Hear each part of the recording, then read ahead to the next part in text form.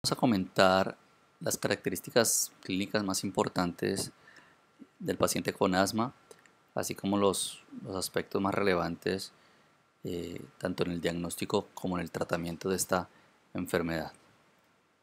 Primero debemos definir lo que es asma. La definición de asma no es fácil debido a que tiene muchas formas de presentación, muchos fenotipos. Ustedes revisan guías GEMA, que son las guías españolas para el manejo del asma, y comparan con las guías GINA, que son las guías, digamos, americanas, encontrarán algunas variaciones en cuanto a la definición, pero bueno, basándonos en la definición de GEMA, podemos decir que el asma es una enfermedad inflamatoria pues, crónica de las vías aéreas que cursa con una hiperrespuesta bronquial, una hiperreactividad bronquial exagerada o intensa que ocurre pues como respuesta a diferentes estímulos, y esto pues genera una obstrucción al flujo aéreo cuya obstrucción puede ser variable, ¿sí? Es variable y puede ser reversible, ya sea parcialmente o totalmente, con medicamentos o de forma espontánea. Si uno compara con EPOC, el asma es mucho más prevalente que EPOC. Lo que pasa es que asma está muy infradiagnosticada. Pues estadísticas así generales indican que aproximadamente 300 millones de personas en el mundo sufren de asma. La prevalencia está en torno al 12% en adultos, en niños probablemente un poco más, el 15% e incluso más. Hay que tener en cuenta que el asma se puede presentar a cualquier edad, si bien es cierto que es mucho más frecuente en niños o en adolescentes, ¿sí? Con un pico máximo, como lo ven aquí, a los 3 años de edad. Un poco más frecuente en hombres, con una relación 2:1, esto en niños. Y lo característico, lo típico es que cuando el asma debuta en la niñez, generalmente con el paso de los años, cuando ese paciente llega a la adolescencia, digamos, o se convierte en un adulto, generalmente se resuelve su cuadro clínico. El asma también tiene una característica, y es que por lo general la forma de presentación al inicio, es decir, al diagnóstico, se suele mantener durante el resto del tiempo. Es decir, cuando, cuando yo diagnostico a un paciente y al inicio se diagnostica, digamos, de un asma leve, generalmente ese asma leve no evoluciona a un cuadro más grave, ¿sí? Y lo mismo pasa con el paciente que uno diagnostica al comienzo como un asma grave. Ese paciente se mantendrá como asma grave y probablemente seguirá teniendo los mismos episodios posteriormente. Entonces, esa intensidad no varía mucho en el mismo paciente con el tiempo. Cuando, cuando el asma se diagnostica o debuta ya en un adulto, generalmente ese diagnóstico se va a mantener por el resto de la vida, diferente a cuando se diagnostica en la niñez, que como mencionamos anteriormente, se suele resolver con el paso de los años. La mortalidad asociada al asma es muy baja, en realidad es raro, no es habitual que el paciente con asma fallezca por el asma, ¿sí? Si a los años 60, hace muchísimos años, eh, los pacientes con asma tenían una alta mortalidad, pero parece que esa alta mortalidad estaba asociada sobre todo al uso de agonistas beta 2 de acción corta, es decir, no habían otras opciones de tratamiento, y la mortalidad sobre todo se asociaba al uso de esos inhaladores. Pero hoy en día la mortalidad es baja y sobre todo se debe a otras complicaciones, a otras comorbilidades. El uso de corticoides indudablemente hoy en día es el responsable o es la base del tratamiento del asma, y es el responsable en la reducción de la mortalidad. Como mencioné anteriormente, hace muchos años la base del tratamiento era únicamente los beta-2 de acción corta, y eso pues trae consigo muchos efectos secundarios, sobre todo a nivel cardiovascular, pero con el uso de los corticoides se ha logrado un mayor control y sobre todo una reducción en la mortalidad de estos pacientes. Cuando hablamos de la definición mencionamos que el asma tiene muchos fenotipos, muchas formas de presentación y es precisamente eso lo que dificulta una definición clara de lo que es el asma. Aquí están los principales fenotipos.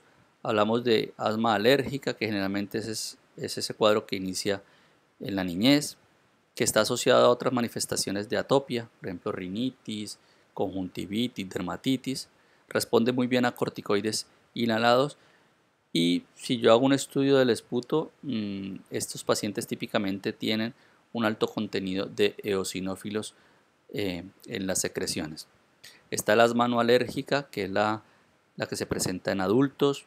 Obviamente no hay un componente de atopia y si examinamos el esputo de estos pacientes vamos a tener un predominio de neutrófilos en lugar de eosinófilos.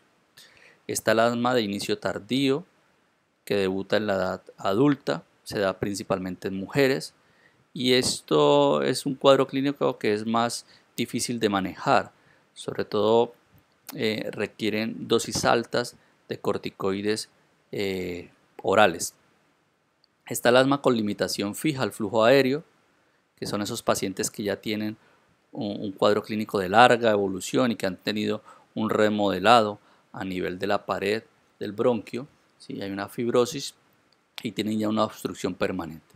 Y está el asma asociada a obesidad que también tiene una mala evolución o no es fácil de manejar desde el punto de vista farmacológico.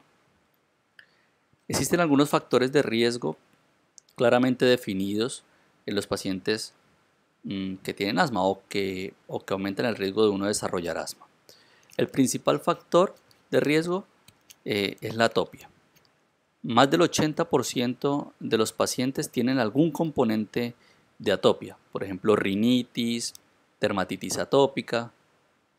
Sin embargo, también hay que aclarar que no todos los pacientes que tienen atopia son asmáticos. ¿Sí? Los alergenos son los desencadenantes más frecuentes de esos episodios de broncoespasmo. ¿Sí?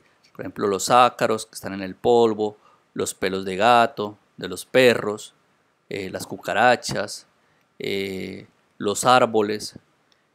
Estos son, digamos, los principales factores desencadenantes de esos episodios agudos en el paciente que padece de asma. Desde el punto de vista fisiopatológico, pues hay una producción exagerada o incrementada de inmunoglobulina E específica contra estos alergenos. El factor genético también juega un papel importante en el desarrollo del asma. Entonces, cuando uno analiza o estudia un paciente que tiene asma, si uno se pone a analizar o a estudiar sus familiares, realmente se encuentra que hay varios familiares o generaciones afectadas por la misma patología o por algún componente de hiperreactividad bronquial o de atopia. ¿Sí? También en gemelos, cuando uno de ellos sufre de asma, el otro posteriormente por lo general desarrolla también los mismos síntomas. También hay polimorfismos de algunos genes, por ejemplo el brazo corto del cromosoma 5, que es donde se codifican los linfocitos, por ejemplo, señales para los linfocitos T-helper-2, para la interleuquina 4, interleuquina 5, interleuquina 9, también la interleuquina 13, ¿sí? Y mutaciones o polimorfismo, vuelvo y digo, a nivel de este cromosoma, incrementan el riesgo o tienen una mayor relación con el desarrollo de atopia. También hay algunos genes, por ejemplo, como el ADAM33, el DPP10, que pueden tener alguna relación con el desarrollo de asma, aunque no se sabe bien el mecanismo. No está claro si las infecciones virales a edad temprana también son desencadenantes o causales del asma. ¿Sí? Se ha relacionado, por ejemplo, micoplasma, clamidófila, el virus respiratorio sincitial, la lactancia, que se han asociado a estos microorganismos con el riesgo de desarrollar más adelante asma. El asma también, ya hemos visto que hay un fenotipo, ¿cierto? Uno de los fenotipos del asma es el asma asociado a obesidad, y parece que es más frecuente en obesos el asma, y en estos pacientes es mucho más difícil de tratar, como ya lo mencioné anteriormente. También digamos, la exposición laboral tiene que ver mucho con el desarrollo, con los factores ambientales que influyen en el desarrollo del asma, y esto lo encontramos generalmente, como ven aquí, en el 10% de los asmáticos. La alimentación, parece que una alimentación baja en antioxidantes, es decir, baja en vitamina A, vitamina C, en vitamina D, en omega 3, parece tener un mayor riesgo o una mayor asociación en el riesgo de desarrollar asma. Entonces, dentro del punto de vista fisiopatológico que tenemos, nosotros debemos tener pues una predisposición genética, ¿cierto? Exponernos a unos alergenos, a unos sensibilizantes, a los virus a lo mejor, o factores ambientales. Esto es lo que produce en ese paciente que tiene una predisposición genética o un fenotipo que predispone a una inflamación crónica y a una respuesta exagerada de la vía respiratoria y una producción exagerada y crónica de eosinófilos. Esto lo que me hace es generar esa inflamación crónica de las vías respiratorias y me produce pues una serie de síntomas característicos de la enfermedad. Y es que si uno compara la vía aérea normal, ¿cierto?, de un bronquio de un paciente sin asma, vemos que tiene una luz amplia con una pared no tan engrosada, que en el paciente con asma, pues debido a esa inflamación crónica, vamos a tener una disminución de la luz del bronquio y un engrosamiento de la pared bronquial, que si ya previamente está disminuida, cuando tiene una crisis, obviamente esa luz del bronquio se va a ver mucho más reducida y es lo que ocasiona el empeoramiento de los síntomas, principalmente de la disnea y de las sibilancias. Entonces, una vía aérea normal o de un paciente que no tiene un componente genético o un componente atópico, esa vía aérea generalmente reacciona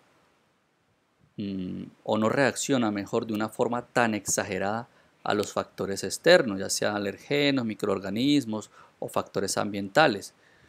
Esa vía aérea lo que nos pasa o lo que le pasa a un paciente que no tiene esa predisposición, pues lo que va a hacer es generar una inflamación o un proceso inflamatorio pues controlado, ¿no? Una respuesta por macrófagos, por neutrófilos, pero bien controlada, es decir, no exagerada. Contrario a lo que pasa en el paciente con asma, en el que ante estos factores ambientales o microorganismos o alergenos, el epitelio bronquial genera una respuesta exagerada, reclutando un gran número de células inflamatorias y también enviando señales que atraen muchos fibroblastos, y lo que produce al final, aparte de ese proceso inflamatorio que va a llevar a la producción de moco y al reclutamiento de células, a largo plazo va a llevar a un engrosamiento del epitelio. Entonces, hablando un poco más detallado de la fisiopatología, nosotros podemos decir que tenemos dos mecanismos de producción o de daño a nivel del bronquio, ¿sí? Ya sea un mecanismo de ellos es el componente inflamatorio pero alérgico y con predominio de eosinófilos, y el otro es el componente inflamatorio pero no alérgico. Quedándonos aquí solo con el componente inflamatorio alérgico, tenemos que decir que cuando nos exponemos a un alergeno, ¿sí?, este alergeno es captado o presentado o procesado, digamos, por las células dendríticas, que son las células presentadoras de antígenos. Estas células presentadoras de antígeno lo que hacen, como su nombre lo dice, es presentar ese alergeno o ese microorganismo a linfocitos T naive. Naive es como vírgenes, y lo que producen es una diferenciación de esos linfocitos T a linfocitos T helper 2. Y estos linfocitos T helper 2 a su vez estimulan o producen la liberación de varias interleuquinas, entre ellas la interleuquina 4 y la interleuquina 5, la interleuquina 13, ¿sí? Lo que es la interleuquina 4 y la interleuquina 13 lo que van a hacer es estimular la producción o diferenciación de linfocitos B, que a su vez van a producir inmunoglobulina E. Y es la inmunoglobulina E probablemente el componente central del paciente con asma alérgica.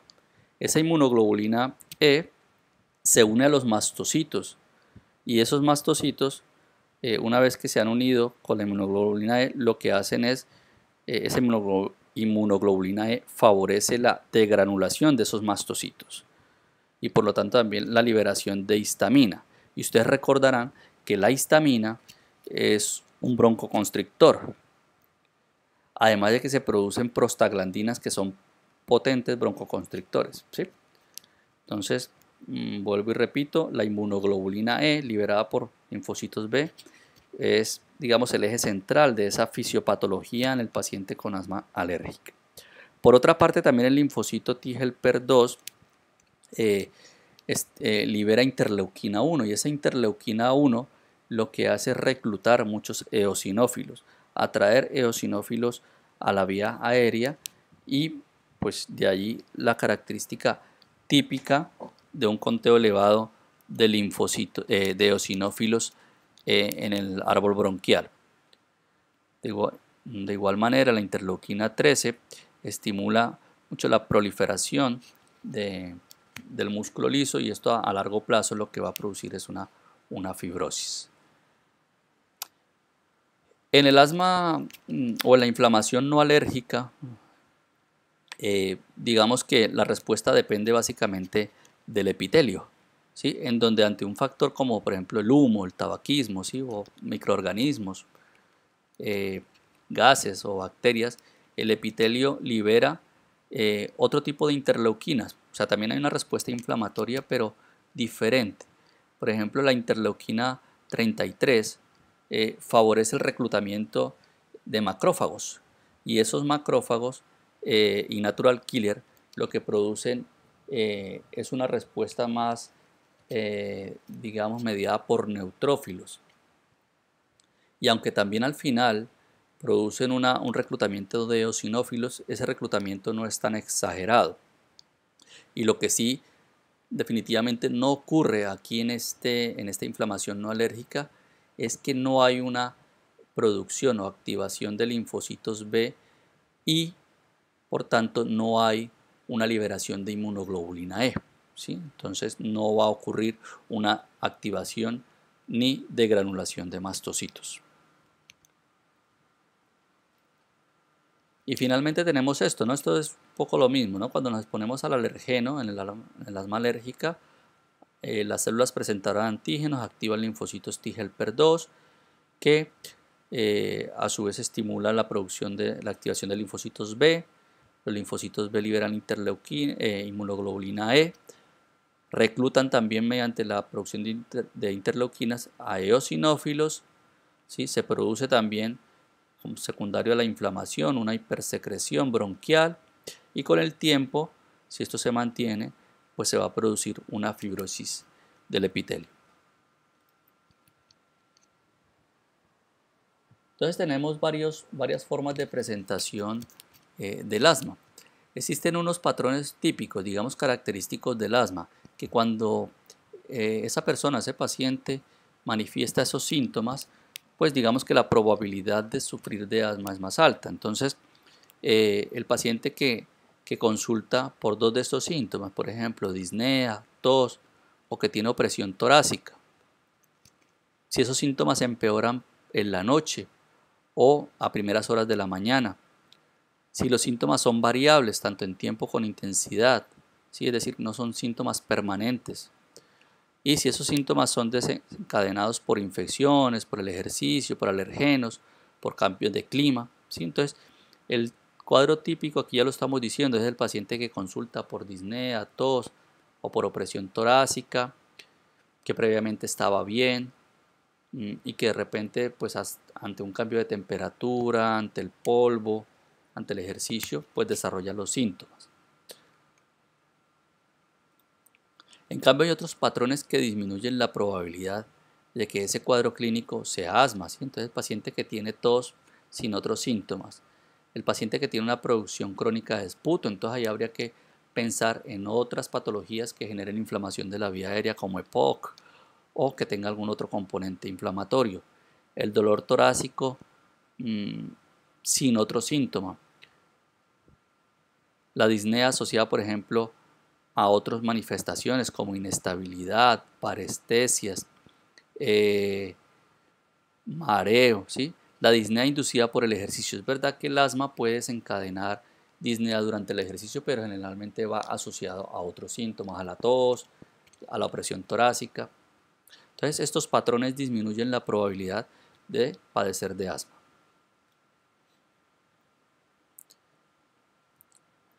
Desde el punto de vista clínico y según los síntomas, nosotros podemos clasificar el asma en varios grupos. Podemos clasificar el asma en un asma intermitente, en un asma persistente leve, persistente moderada y persistente grave. Esto antes de recibir tratamiento, es decir, cuando me llega el paciente por primera vez. Y tenemos en cuenta pues tanto los síntomas como si mejora o no con medicamentos, si tiene síntomas nocturnos, si hay limitación de la actividad, teniendo en cuenta también la función pulmonar y las exacerbaciones. Entonces el paciente que nosotros clasificamos aquí como intermitente, será que el paciente que tiene pocos síntomas, o sea que presenta síntomas, la tos, la disnea, menos de 2 veces por semana, ¿sí?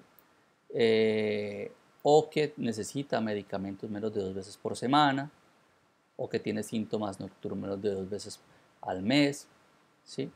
Que el BEF1 es mayor del 80%, que no ha tenido exacerbación. Es decir, este paciente lo clasificamos como un asma intermitente.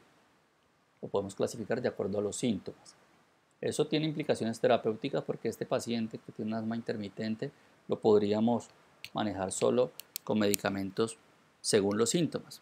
Y luego en función de tener más síntomas o empeoramiento de la función pulmonar o más síntomas nocturnos, pues lo vamos clasificando en persistente leve, persistente moderado o persistente grave.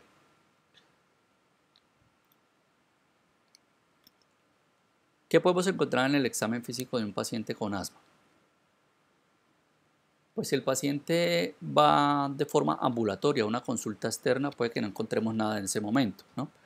Los síntomas o las alteraciones en el examen físico las podemos encontrar cuando tenemos una exacerbación del asma, ¿no? Entonces en este caso podemos encontrar taquipnea, utilización de músculos accesorios, sibilancias, o también podemos encontrar en un paciente en urgencias, por ejemplo, que va por una crisis, una hipoventilación o una disminución generalizada de los ruidos respiratorios, y esto implicaría una mayor severidad de la obstrucción.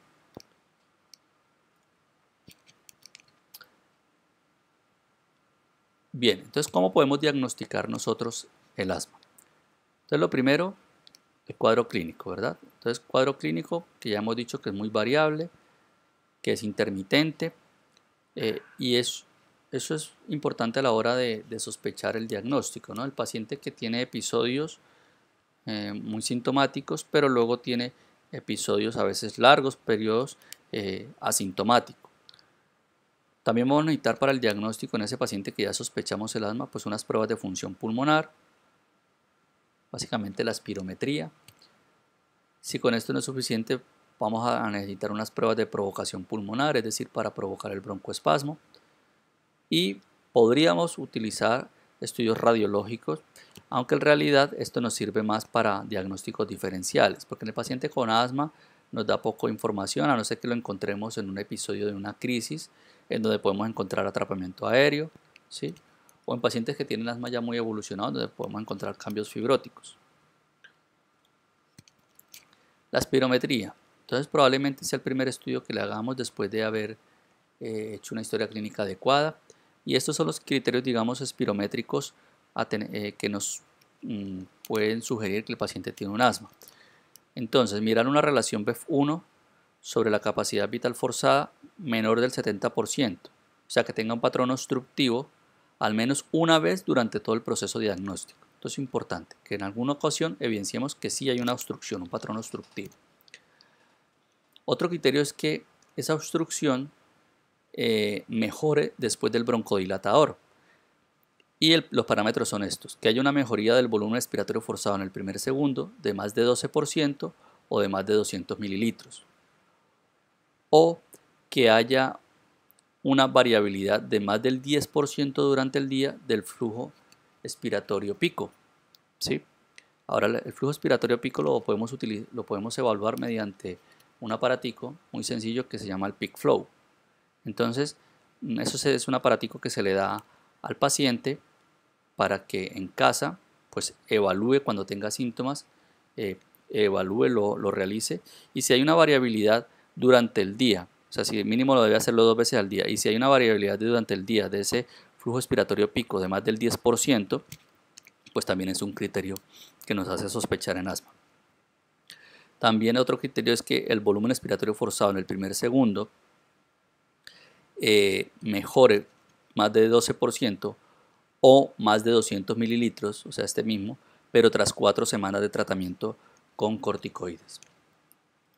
Entonces, esto es la espirometría, cierto que ya es una prueba controlada, que necesita ir a un centro en donde hay un aparato, y el paciente lo que se le pide es que realice la prueba mediante este tubito, hace una inspiración forzada y luego una expiración forzada.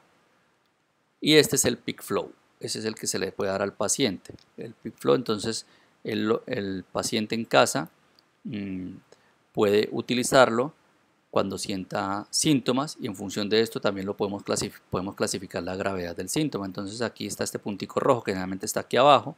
El paciente lo que hace es expirar fuerte y rápido, y este puntico rojo, esta señal, pues se sube en función de la fuerza con la que expire el paciente. Así mismo lo clasificamos. Y aquí está un ejemplo de lo que es una espirometría en un paciente normal y en un paciente con asma. Entonces, pues ya en el tema de espirometría lo repasamos. Aquí el volumen expiratorio forzado en el primer segundo en un paciente que no tiene asma generalmente debe ser del 80%, que eso más o menos corresponde a 3.5 a 4 litros, ¿sí? Y en el paciente con asma pues tienes una obstrucción a la salida del aire, ¿cierto? Entonces este BEF1 va a estar reducido. Y si nosotros sacamos la relación entre el BEF1 y la capacidad vital forzada, pues también vamos a encontrar que ese cociente o esa relación va a estar disminuida, va a estar por debajo del 70%. En la curva flujo-volumen lo que vemos es eso. Este es el punto expiratorio, flujo expiratorio pico, o sea, lo máximo de la aspiración del paciente en un paciente que no tiene asma, que si lo comparamos con el paciente que tiene asma, pues va a estar disminuido porque tiene una obstrucción a la salida del aire. Entonces el peak flow, digamos, es el que se puede hacer el paciente en casa, ¿no? Una es la espirometría, que es el que se hace en un centro y está controlado por un técnico. Y este es el que se puede hacer el paciente en casa. Entonces el paciente lo que hace es una inspiración máxima y luego expira de forma rápida y fuerte, ¿sí? Y es una sola aspiración y ya. No se mantiene, como pone aquí en rojo, no se mantiene soplando por más tiempo, sino básicamente dura prácticamente un segundo. El paciente lo hace en 3 ocasiones y vemos cuál es el mejor resultado. Entonces el paciente expira y sube. Entonces esto puede subir hasta 200, hasta 300, hasta 400, 450, 500. Y para saber si el valor de ese paciente es normal o no, lo que ha realizado, hay unas tablas. Entonces, digamos, el paciente hizo 3, sacamos el mejor resultado. El mejor resultado fue, digamos, 250. Entonces lo comparamos. Aquí hay unas tablas, en diferentes estudios se han comparado el peak flow, el resultado de acuerdo a la edad. Entonces, si el paciente tiene 20 años, pues lo normal es que esté en torno a 550. Si a ese paciente le da 250, obviamente va a estar alterado. Si es mujer entre 20 y 30 años, lo normal es que estuviera más o menos en torno a 400. Entonces lo mismo, en función de eso sabemos si está alterado o no. Entonces para un paciente de 20 años esperaríamos que estuviera por encima de 500. En términos generales, un peak flow normal para alguien que no tenga asma debe estar por encima de 350, podemos decir, más o menos. Entonces todo lo que esté por debajo de 350 lo podríamos considerar como patológico. Y ese peak flow nos sirve para esto también, para clasificar las crisis. El paciente en casa se siente con disnea, tos, opresión torácica, se hace el peak flow. Y aquí aplicamos lo del semáforo, ¿cierto? Entonces, si ese peak flow le da más del 70% de lo que tendría que hacer, ¿sí? O está por encima de 350, como les mencioné, pues podemos decir que esa exacerbación o ese empeoramiento de los síntomas son leves. Si el resultado del peak flow está entre el 50 y el 70% de lo que tendría que haber hecho, o está entre 250 y 350 litros por minuto, pues hablamos de una crisis moderada. Y si ese resultado es menor del 50% o está por debajo de 250 litros por minuto, hablamos de una exacerbación o una crisis grave que probablemente necesite consulta con el médico. Entonces, en conclusión, el peak flow nos sirve no solo para el diagnóstico, sino también para la monitorización y para clasificar la gravedad. Bien, entonces ya hemos dicho que la clínica, para el diagnóstico necesitamos la clínica, la espirometría o el peak flow, y si pese a eso no tenemos el diagnóstico claro, podemos utilizar pruebas de provocación bronquial, que generalmente no es necesario porque si el paciente tiene los síntomas claros y la espirometría alterada, pues con eso es suficiente. Entonces la solicitamos cuando hay una alta sospecha clínica, pero todos los estudios son normales. Utilizamos medicamentos que puede ser metacolina o histamina, y el criterio, esto se da inhalado, y el criterio es una reducción, que haya una reducción después de la inhalación de estos medicamentos, una reducción del 20% del volumen respiratorio forzado en el primer segundo.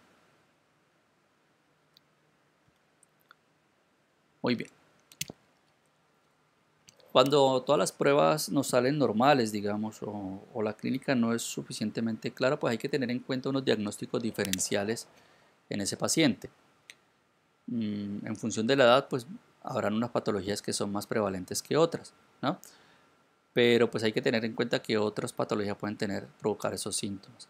Pacientes con alteraciones estructurales a nivel bronquial, el tromboembolismo pulmonar, la insuficiencia cardíaca, esto en pacientes mayores. En pacientes más jóvenes, pues que no tenga una disfunción de cuerdas vocales, pacientes con fibrosis quística, con bronquiectasias, ¿sí? Esto en pacientes, vuelvo y digo, en el que los síntomas no sean tan claros o en el que tengamos síntomas y las pruebas no salgan completamente normales. Entonces tener en cuenta esos diagnósticos diferenciales. Y aquí es importante también, sobre todo en pacientes adultos, saber diferenciar entre el paciente que tiene, ¿verdad?, asma o EPOC, o si tiene una combinación de ambos, ¿sí? Es el fenotipo que clásicamente se llamaba asma EPOC, ¿no? Que hoy en día lo conocemos por ACOS, por sus siglas en inglés, es de síndrome asma EPOC.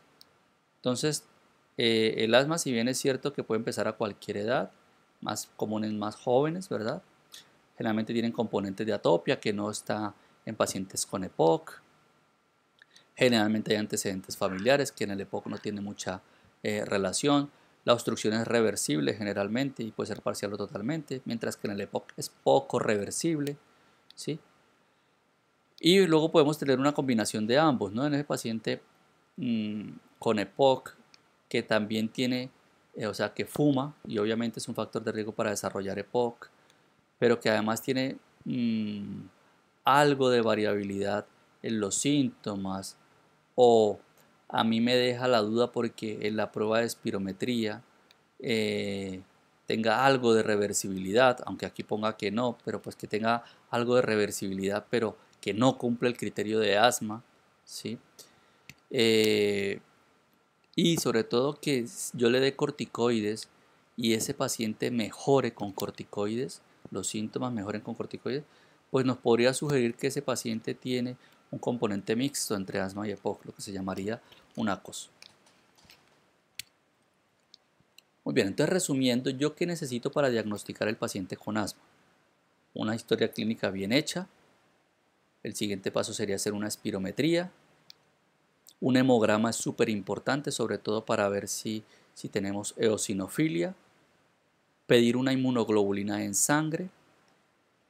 Realizar test de alergias.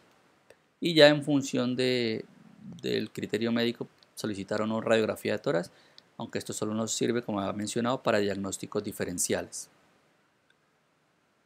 Muy bien, ya tenemos diagnosticado al paciente. Las guías tanto GINA como GEMA hacen énfasis en que el tratamiento del asma no es algo estático, es algo dinámico en donde nosotros tenemos que pautar un tratamiento, revisar la respuesta y volverlo a evaluar para hacer ajustes en ese tratamiento. En ese sentido, la base del tratamiento en el asma son los corticoides. Los corticoides inhalados son el primer eslabón o son la base de ese tratamiento. Generalmente uno inicia corticoides inhalados si el paciente se clasifica desde un asma persistente leve, ¿sí? Es decir, que tenga síntomas diurnos más de 2 veces o nocturnos más de 2 veces por mes, que tenga despertar en la noche por asma más de una vez por mes, ¿sí? O que tenga cualquier síntoma de asma más otros factores de riesgo para exacerbaciones, que ya lo miraremos, ¿sí? Y también cuando hablamos de tratamiento de asma, hablamos de un tratamiento escalonado. ¿A qué se refiere escalonado? Que en función de la gravedad pondremos determinados fármacos. Si es un asma intermitente, es decir, que los síntomas son ocasionales, será el escalón 1, que aquí básicamente el tratamiento es con agonistas beta-2 de acción corta. ¿Sí? Si los síntomas ya son leve, persistente leve, moderado o grave, iremos escalonando en los fármacos en función de la respuesta al tratamiento establecido. Y en eso me gusta más, si ustedes revisan las guías, la GEMA, que vuelvo y repito, es la guía española para el manejo del asma, y la comparan con las GINA, que son las americanas, pues varían en algunas cosas, pero en general la idea es la misma. GEMA maneja 6 escalones, GINA, que es esta, maneja 5 escalones, ¿sí? En el escalón 1, que sería la intermitente, básicamente lo que se usa es beta agonistas de acción corta. En el escalón 2 se manejan glucocorticoides inhalados a dosis baja. Siempre tenemos como opción los antagonistas de los receptores de leucotrienos. Y luego vamos escalonando las dosis de corticoides y tenemos como opción siempre los antagonistas del receptor de corticoides. Desde el año pasado, las actualizaciones de la guía GINA y ya en GEMA también desde hace 2 años, como opción en tratamiento de rescate, digamos, esto que llama a demanda, es siempre tratamiento de rescate.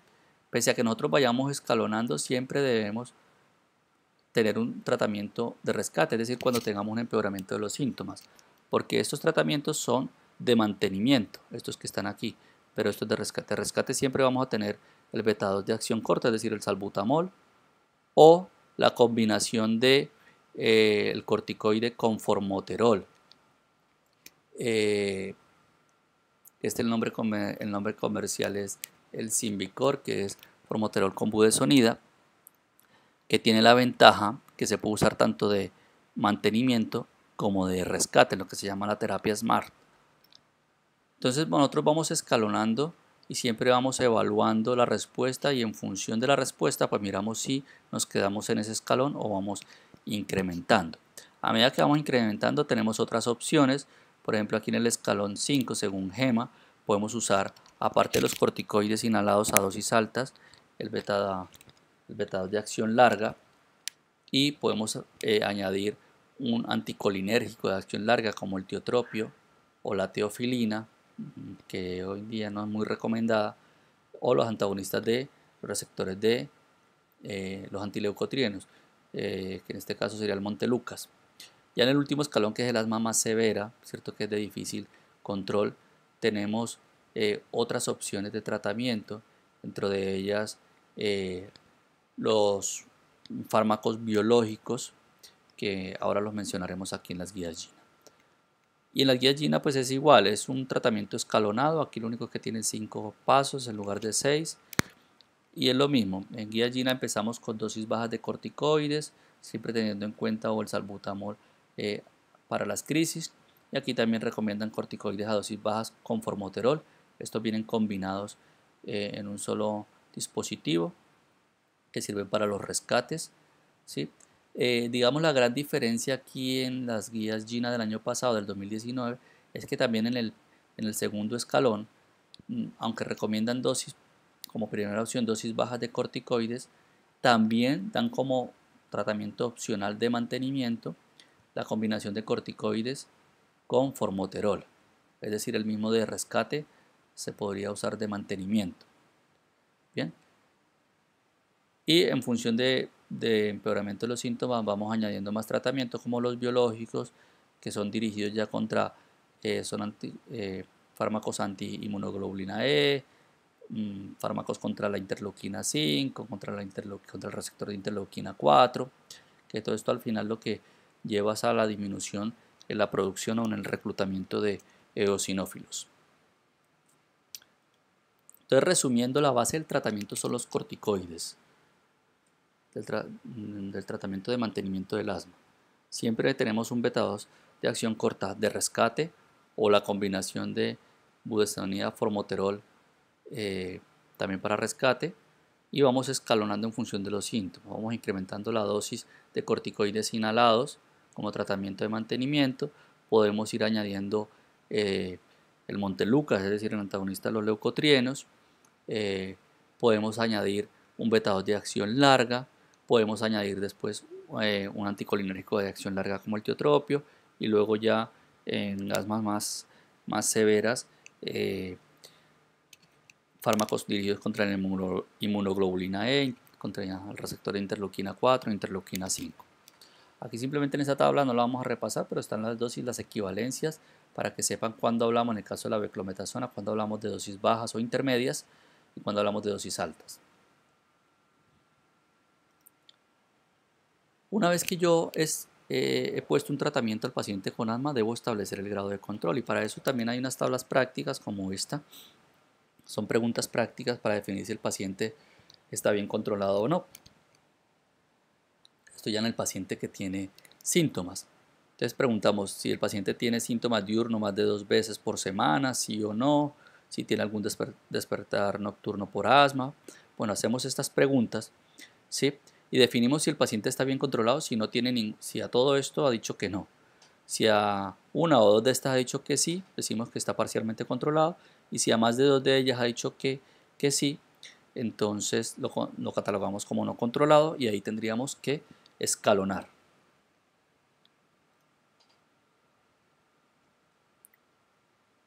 Esto es más o menos lo mismo, ¿no? Lo mismo que la tabla anterior. Simplemente aquí es un poco más práctico, pero básicamente son las mismas preguntas para clasificar si el paciente está bien controlado, parcialmente controlado o no está controlado, y asimismo ir escalonando en el tratamiento. La gran diferencia es que esto es de las guías GINA y este es de las guías GEMA, pero pues ustedes ven, básicamente son los mismos. Aquí lo complica un poco más las guías GEMA porque pues aquí incluye la función pulmonar, entonces ya nos complica un poco más el definir si está bien controlado o no. Y existen unos factores de riesgo que son independientes, como lo pongo aquí, para las exacerbaciones, que son el paciente, obviamente, que no esté controlado. El paciente entre menos controlado esté, más riesgo de hacer exacerbaciones. Paciente que no tenga corticoides inhalados, ese tiene más riesgo de desarrollar exacerbaciones. Que utilice mucho beta-2 de acción corta, eso aumenta la mortalidad.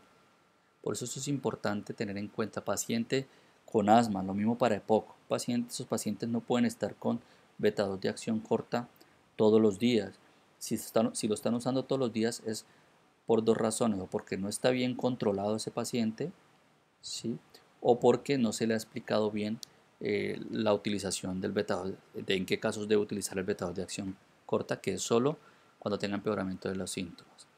que tenga un volumen respiratorio forzado en el primer segundo bajo, sobre todo cuando está por debajo del 60%, enfermedades concomitantes, que tenga un recuento de eosinófilos en sangre importante, ¿bien? O que haya tenido exacerbaciones severas, por ejemplo, que haya estado intubado. Todo eso son, digamos que factores de mal pronóstico o de mayor riesgo para exacerbaciones. Bueno, esto es a grandes rasgos la revisión sobre asma. Existen dos grandes documentos que son las guías GEMA, las españolas, y las guías GINA, que son las americanas, las cuales se complementan muy bien. Muchas gracias.